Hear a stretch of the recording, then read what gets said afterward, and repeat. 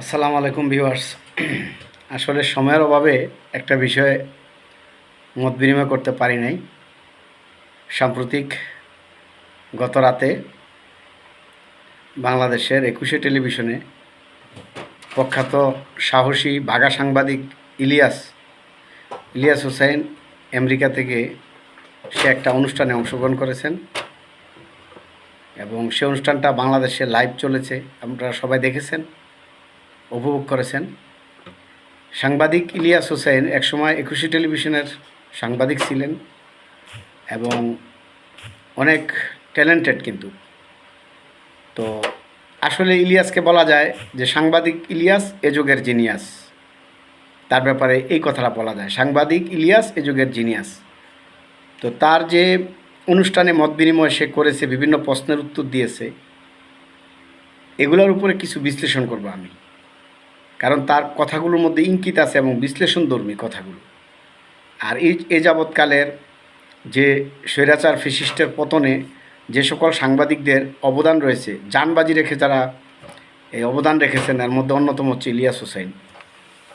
তো এই জন্য তার কথা তাৎপর্য আছে এবং তার কথা আমাদেরকে একটু ব্যাখ্যা করতে হবে। তো সংক্ষিপ্তভাবে আপনাদের সাথে আলোচনা করব।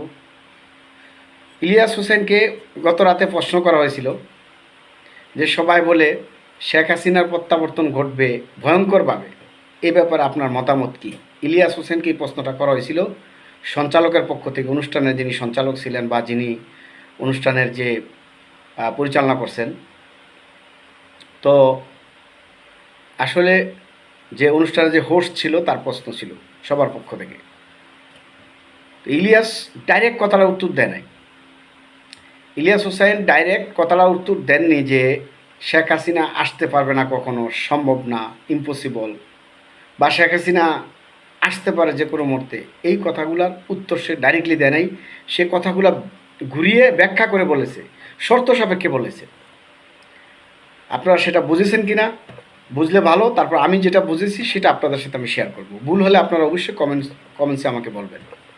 ইলিয়াস হোসেন বলছেন যে শেখ হাসিনা আসতেও পারে, আগামী 15-20 বছর আওয়ামী লীগের বা শেখ হাসিনার প্রত্যাবর্তনের কোনো সুযোগ নাই, কিন্তু আসতেও পারে যদি অস্বাভাবিক কিছু ঘটে। অস্বাভাবিকের মধ্যে সে উদাহরণ দিয়েছে সেনাবাহিনী কু হতে পারে, বা আন্তর্জাতিক কোনো চক্র বা আন্তর্জাতিক কোনো ষড়যন্ত্রের কারণে, বিশেষ করে ভারত যদি আমাদের উপরে কোনো ধরনের আগ্রাসী কিছু করে, আর সেটা যদি শেখ হাসিনা জড়িত হয় সেটার মধ্যে, তাহলে সেটা হইতে পারে, আশঙ্কা হইতে পারে, আশঙ্কা আছে এটা। আর সেনাবাহিনী কু হলে সেনাবাহিনী তো যে কোনো একটা দলের সাথে পরবর্তীতে সে নেগোসিয়েশন করবে, আগে যেমন হয়েছিল আপনার 111-এর সময়, তো এরকম হবে। সে এইভাবে কথাটা ঘুরে উত্তর দিছে, কিন্তু এটার সাথে আরও শর্ত সে দিছে, যদি বর্তমান সরকার, অন্তর্বর্তীকালীন সরকার একটা সুষ্ঠু নির্বাচন দেয়, আর সেই সুষ্ঠু নির্বাচন যদি বিএনপির মতো বড় দল বা জামাত ওরা মিলে কোয়ালিশন সরকার করুক বা একক সংখ্যাগরিষ্ঠতার সরকার হোক, তারা যদি দেশ চালাইতে ব্যর্থ হয় এবং তাদের বিরুদ্ধে যে ষড়যন্ত্রগুলো এখনও বিদ্যমান, সেই ষড়যন্ত্রগুলোর ফাঁক ফোকর যদি বন্ধ না করা হয়, তাহলে শেখ হাসিনার প্রত্যাবর্তনের আশঙ্কা আছে। এবং অবশ্যই যদি শেখ হাসিনা প্রত্যাবর্তন করে, সেটা ভয়ঙ্করভাবে হবে এবং সেটা হবে বাংলাদেশের জন্য বদনসিব। কারণ যেই গোলামি থেকে আমরা মুক্তি পেয়েছি, পুনরায় সেই গোলামির জিঞ্জির আমাদের গলায় পরানো হবে। এটা হচ্ছে শেখ হাসিনা প্রত্যাবর্তনের কুফল হবে। আসলে এখানে কি ষড়যন্ত্র, বা শেখ হাসিনা প্রত্যাবর্তনের জন্য কি কি ষড়যন্ত্র বা কি কি দুর্বিসন্ধি এখানে কাজ করতে পারে, সেটারও ব্যাখ্যা দিছে ইলিয়াস হোসেন। ইলিয়াস হোসেন বলছে শেখ হাসিনার প্রত্যাবর্তন হবে কিনা সেই প্রশ্ন পরে, আগে শেখ হাসিনার প্রত্যাবর্তনের যে রাস্তাগুলো আছে সেই ফাঁকফোকরগুলো বন্ধ করতে হবে। যেমন সে বলছে যে আমাদের পুলিশ প্রশাসনের রয়্যাল এজেন্ট রয়েছে, সেনাবাহিনীতে রয়্যাল এজেন্ট রয়েছে, সচিবালয়তে রয়্যাল এজেন্ট রয়েছে। তাইলে আমাদের প্রত্যেকটা জায়গায় আমাদের রগ রেশা, মানুষের দেহের মধ্যে যেরকম রগ আছে, রগ রেশা নালী আছে, ঠিক এরকম বাংলাদেশের রগ রেশা সব জায়গায় যেই দিক দিয়ে রক্ত সঞ্চালিত হয়, সব জায়গায় ভারতীয় এজেন্ট বসা আছে এবং তারা কিন্তু বাংলাদেশেরই নাগরিক। তারা ভারতের সুবিধাটা খুবই ভালো বোঝে, নিজের দেশের সুবিধাটা বোঝে না। কারণ ভারতের সুবিধাটা বুঝলে টাকা পায়, আর নিজের দেশের সুবিধা বুঝলে তো টাকা পায় না। আর তাদের বাড়ি গাড়ি তো হইলো সব দেশের বাইরে।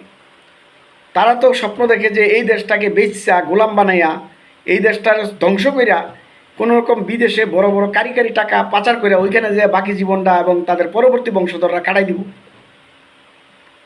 অর্থাৎ এই দেশ হচ্ছে 18 কোটি মানুষের, লস হইলে 18 কোটি মানুষের হইব। এই দেশ গরিবের দেশ, মানে এই দেশের অরিজিনাল মালিক তারা মনে করে ফকিরনি গরিব, তারা হইলে এই দেশের মালিক, তারা এই দেশে আরও ফকিরনি হোক, আরও গরিব হোক, আমরা মাঝে দিয়ে এই দেশটা বেচা খাইয়া আমরা অন্য দেশে চলে যাব। তো এরা মূলত প্রশাসন থেকে নিয়ে সেনাবাহিনী পর্যন্ত এত বড় স্পর্শকাতর জায়গা এবং আমাদের প্রতিরক্ষা এবং সার্বভৌমত্বের প্রতীক যেটা, সেখানেও রয়্যাল এজেন্ট রয়েছে। অর্থাৎ একটা গ্রুপ এখন গাপটি মেরে বসে আছে, কিন্তু তলে তলে সবসময় চেষ্টা করব যে দেশে যাতে অস্থিতিশীলতা আসে, দেশ যাতে ব্যর্থ হয় এবং বিএনপির মতো দল যাতে ক্ষমতা পাইলেও দেশ চালাইতে না পারে, এই কাজটা কিন্তু ওরা করবে। আর সেই জিনিসগুলো হচ্ছে শেখ হাসিনার প্রত্যাবর্তনের মূল হাতিয়ার বা প্রত্যাবর্তনের যে মানে পিছন থেকে যে কাজটা করবে এটা, অর্থাৎ রয়্যাল এজেন্ট জায়গায় জায়গায় বসা আছে।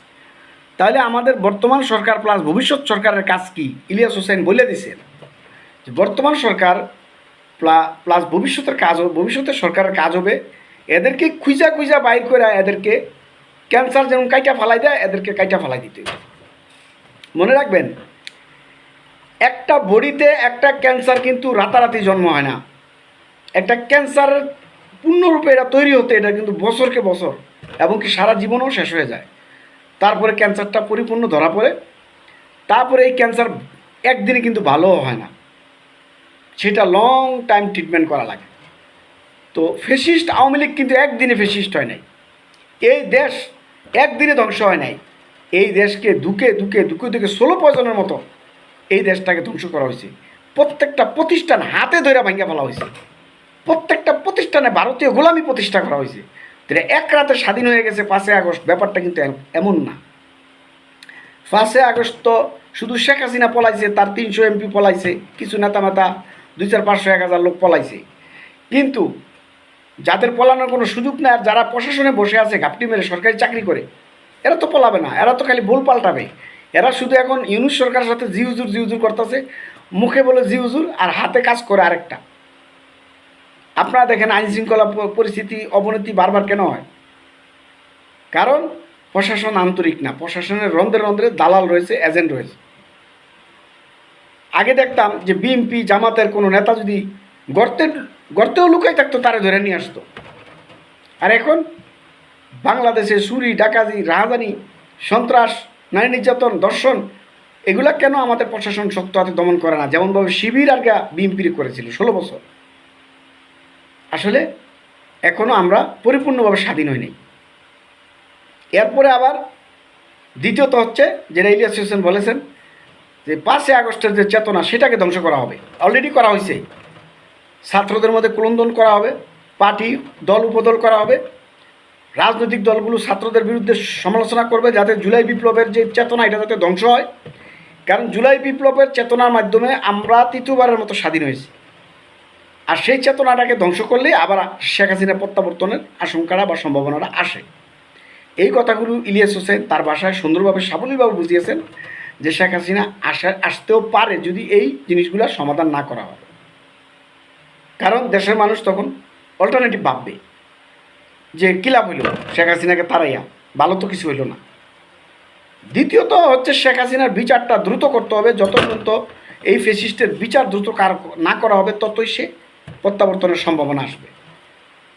তারপরে ইলিয়াস হোসেন বলছেন যে আসলে 15-20 বছর আওয়ামী লীগের দাঁড়ানোর ক্ষমতা নাই, দাঁড়ানোর মতো পরিস্থিতি এখনও হয় নাই, আর সেই বিষয়টা আমাদেরকে ধরে রাখতে হবে। আওয়ামী লীগের যে ফ্যাসিস্ট সরকারের বিচার করতে হবে, সকল হত্যা, গুম, গণহত্যা সব কিছুর বিচার করতে হবে, লুণ্ঠনের বিচার করতে হবে। শিক্ষা খাত ধ্বংস হয়েছে, স্বাস্থ্য খাত ধ্বংস হয়েছে, ব্যাংকিং খাত ধ্বংস হয়েছে, শেয়ার মার্কেট ধ্বংস হয়েছে, সকল কিছু ধ্বংস হয়েছে। এগুলাকে পুনরায় অবকাঠামোগতভাবে তৈরি করতে হবে এবং প্রত্যেকটা সেক্টরকে সংশোধন করে সংস্কার করে পুরা দেশটাকে রিফর্ম করতে হবে। আর বিএনপি চাচ্ছে ওই রেডিমেড বাংলাদেশের উপরে বসে যাবে, আওয়ামী লীগ যেমনি চালাইছে এমনি চালাবে, আর পারলে চালাবে, না পারলে নাই, সমস্যা কী? ক্ষতি তো 18 কোটি মানুষের হবে, এদের তো ক্ষতি হবে না, কারণ এরা তো সব দেশের বাইরে তারা সেটেল, তাই না? তাদের ছেলেমেয়েরা তো দেশের বাইরে পড়ে, তাদের ভবিষ্যৎ প্রজন্ম তো বাংলাদেশে নাই। ভবিষ্যৎ প্রজন্ম তো আমরা যারা গরিব, আমাদের প্রজন্ম থাকবে, আমরা তো আর বাংলাদেশ ছাড়া কোনো দেশ যাইতে পারবো না, কারণ আমাদের দেশ মাটি, এটা আমাদের অ্যাড্রেস, এটা আমাদের সম্পদ যায়, কোলা কাটি, জায়গা জমি, গরু বাছুর আমাদেরই আছে, এগুলো নিয়ে আমাদের চলতে হয়। তো এই জন্য ইলিয়াস হোসেনের কথার মধ্যে অনেক তাৎপর্য ছিল, এই কথাগুলো আমার ভালো লাগছে। বিশেষ করে সে যে বলছে যে জায়গায় জায়গায় হাসিনা বা ভারতীয় বা রয়্যাল এজেন্ট রয়ে গেছে, এজেন্টদেরকে চিহ্নিত করে যত পর্যন্ত ক্লিন না করা হবে তত পর্যন্ত শেখ হাসিনার যে প্রত্যাবর্তনের আশঙ্কা থাকবে, এবং সেটা সে চেষ্টা করেই যাচ্ছে, কারণ সে ভারতে বসে সেই চেষ্টাটাই করে যাচ্ছে।